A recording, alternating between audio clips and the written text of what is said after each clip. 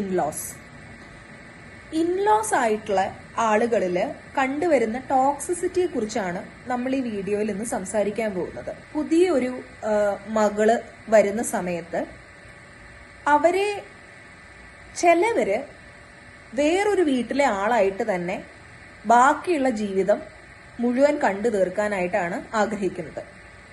അതായത് അതെന്റെ മകളല്ല, എന്റെ മരുമകളാണ് എന്നുള്ളൊരു രീതിയിൽ. അപ്പൊ ശരിക്കും ഇവിടെ ബുദ്ധിമുട്ട് പെൺകുട്ടിയുടെ ഒപ്പം തന്നെ അനുഭവിക്കുന്നത് ആണുങ്ങളും കൂടിയാണ്.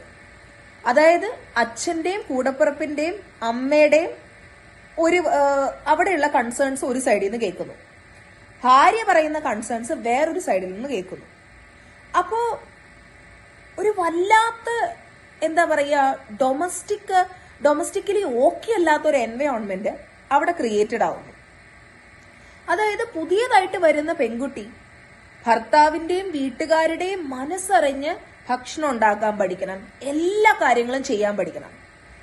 അതിരാവിലെ എഴുന്നേക്കുന്ന കുടുംബമാണെങ്കിൽ അതിരാവിലെ എഴുന്നേക്കണം. അതിന് ഭർത്താവിന് സഹായിക്കാനുള്ള അവകാശമില്ല, സഹായിച്ച അവൻ പെങ്കോന്തൻ, പാവാട, ഇങ്ങനെയുള്ള കുറെ പുതിയ പുതിയ വാക്കുകളൊക്കെ ഉണ്ട്. ഇൻഡിപെൻഡന്റ് ആയതിനു ശേഷം അല്ല കല്യാണം കഴിക്കുന്നത്. പേരൻസിന്റെ തണലിൽ നിന്നിട്ട് കഴിയുന്നതും കല്യാണം കഴിക്കാതിരിക്കുക. പേരൻസിനെ ബഹുമാനിക്കരുതെന്നല്ല പറയുന്നത്.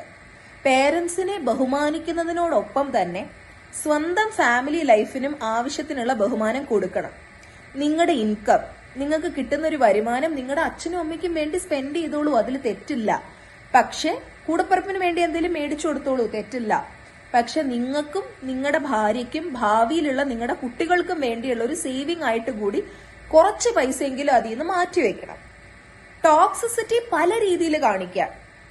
അതായത് എന്തുകൊണ്ടാണ് ഇവള് നമ്മൾ പറയണമെന്ന് അനുസരിക്കാത്തത്? ഇവളുടെ ജോലി, ഇവളെന്തിനാ ജോലിക്ക് പോകുന്നത്? അല്ലെങ്കിൽ ഇവള് ജോലിക്ക് പൊക്കോട്ടെ, പക്ഷെ ആ ശമ്പളം ഇവളുടെ വീട്ടിൽ കൊടുക്കാൻ പറ്റില്ല, ഇവിടെ കൊടുക്കണം. ഇങ്ങനെയുള്ള ചിന്താഗതികളൊക്കെ മാറാത്ത കുറെ കുടുംബങ്ങളുണ്ട്. അതിൽ അങ്ങോട്ട് ലവ് ബോംബിംഗ് ആയിരിക്കും.